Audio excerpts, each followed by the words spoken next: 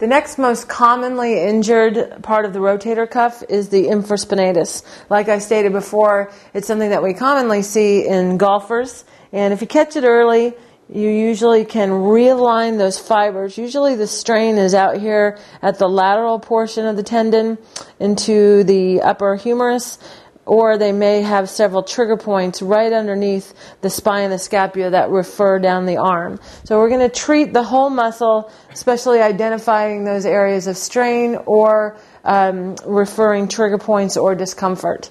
The infraspinatus, like I said, where the issues are usually out here at the lateral tendon. So if you just have them extend their arm back, so lock your elbow, Hank, and then just push back into my hand, you can feel those attachments tighten up. If they have any specific area, remember, go through your steps of realigning those fibers with multi-directional friction. If you can really visualize the alignment of those fibers, and you can feel wherever they have little fibrotic knots, then you'll be able to heal that strain a lot faster. Then we always want to retrain the muscle. So just by retraining it through gentle resistance, 2 fingers of resistance, to have them extend back, those fires those muscles, and relax, and then just give it a little bit of a stretch. And always do your retest. So lock the elbow for me, push back into my hand as hard as you can comfortably. I give them some resistance, relax, and ask them if they feel any more discomfort. And of course, if they do, have them point to it and repeat your steps of realigning that tissue.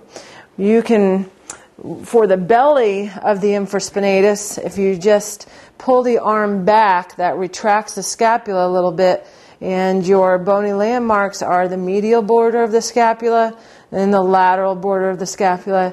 There's your inferior border. So this infraspinatus covers that whole posterior scapula. Just do some stripping right through the muscle. Remember, use movement whenever you can.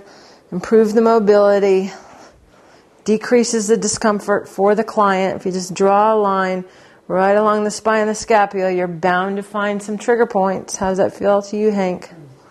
Right here. Is it referring into your arm? Mm-hmm. Okay, so when you find those trigger points, use direct compression for about 7 to 10 seconds, and then pin it and stretch it. And relax. Go back to the area.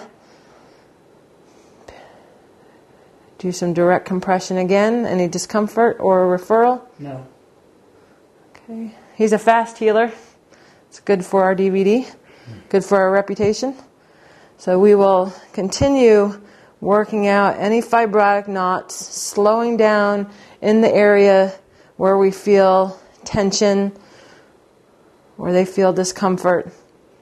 Moving on right into the teres minor and teres major.